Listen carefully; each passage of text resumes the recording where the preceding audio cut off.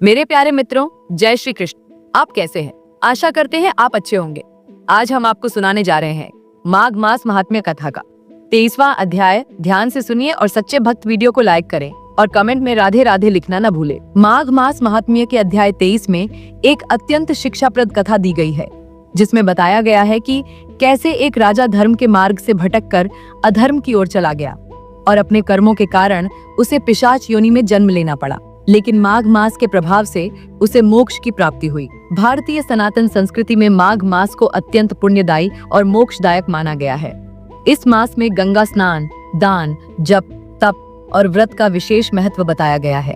स्कंद पुराण, पद्म पुराण, नारद पुराण और भविष्य पुराण में माघ स्नान एवं इसकी महिमा का विस्तृत वर्णन मिलता है। आज हम इस कथा को विस्तार से समझेंगे और इसे एक विस्तृत कहानी के रूप में प्रस्तुत करेंगे, जिससे हमें धर्म, अधर्म, पाप और पुण्य के प्रभाव का गहन जानकारी प्राप्त हो सके। प्राचीन समय में द्रविड़ देश में चित्र नामक एक प्रतापी राजा राज्य करता था। वह अत्यंत पराक्रमी, धर्मपरायण, न्यायप्रिय और प्रजा के हितों की रक्षा करने वाला शासक था।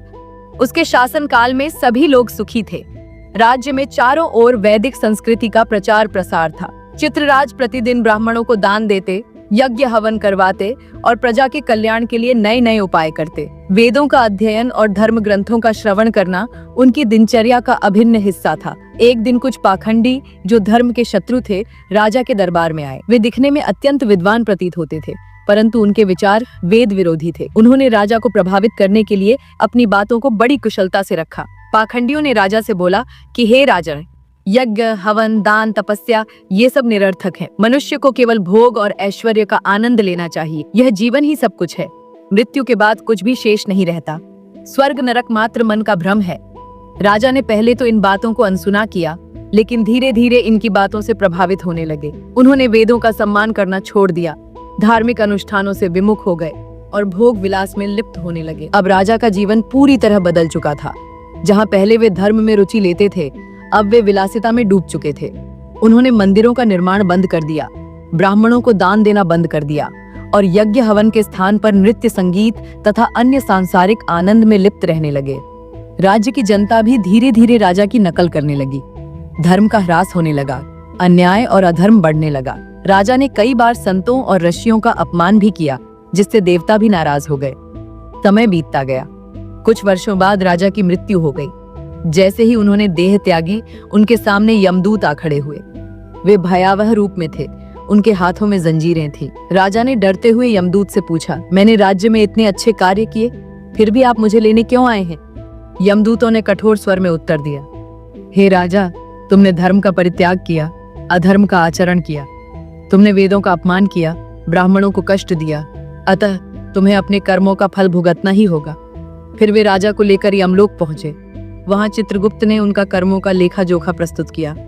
यमराज ने गंभीर स्वर में राजा से कहा, हे राजन, तुम्हारे प्रारंभिक जीवन के पुण्य समाप्त हो चुके हैं। अब केवल पापों का फल शेष है। तुम्हें अगले जन्म में पिशाच योनि में जाना होगा और अपने पापों का प्रायश्चित करना होगा। राजा यमराज से विनती करने लगे, लेकिन यमराज ने उनकी एक न सुनी और उन्हें पिशाच योनि में धकेल दिया। अब राजा एक भयानक पिशाच बन चुके थे। उनका शरीर विकृत हो चुका था। वे जंगलों में भटकने लगे। उनके पास कोई स्थिरता नहीं थी, कोई आश्रय नहीं था। भूख प्यास से तड़पते हुए वे कई वर्षों तक कष्ट सहते रहे।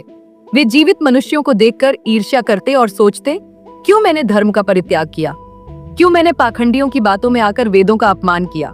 लेकिन अब पछताने से क्या लाभ? एक दिन वह पिशाच यानी कि राजा एक तीर्थ क्षेत्र में पहुंचा, जहां कुछ संत माघ मास की महिमा का वर्णन कर रहे थे। वे कह रहे थे, माघ मास में गंगा स्नान करने से समस्त पाप नष्ट हो जाते हैं। इस मास में भगवान विष्णु और शिव की उपासना करने से मनुष्य को मोक्ष की प्राप्ति होती है। पिशाच ने यह सुना तो उसकी आशा जाग उठी। वह संतों के पास गया और अपनी दयनीय स्थिति सुनाई। उसने विनती की कि उसे इस कष्ट से मुक्ति का उपाय बताया जाए।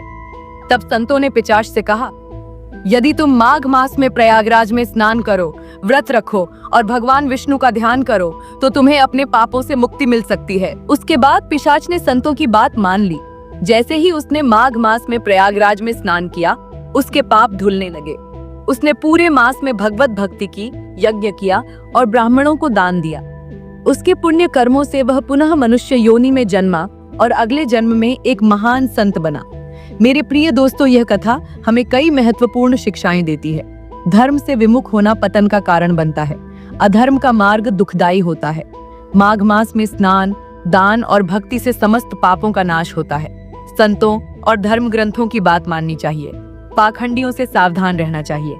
माघ मास के प्रमुख अनुष्ठान गाय, ब्राह्मण और निर्धनों को भोजन कराना, भगवान विष्णु, शिव, सूर्य और देवी लक्ष्मी की पूजा, भागवत कथा, रामायण और गीता का पाठ, संत महात्माओं की सेवा। प्रिय मित्रों, इस कथा का निष्कर्ष यही निकलता है कि माघ मास मोक्षदायी मास है। जो भी व्यक्ति श्रद्धा और भक्ति से स्नान, दान, जप और तप करता है, वह समस्त पापों से मुक्त होकर परम गति को प्राप्त करता है। हरि ओम तत्सत। हर हर महादेव।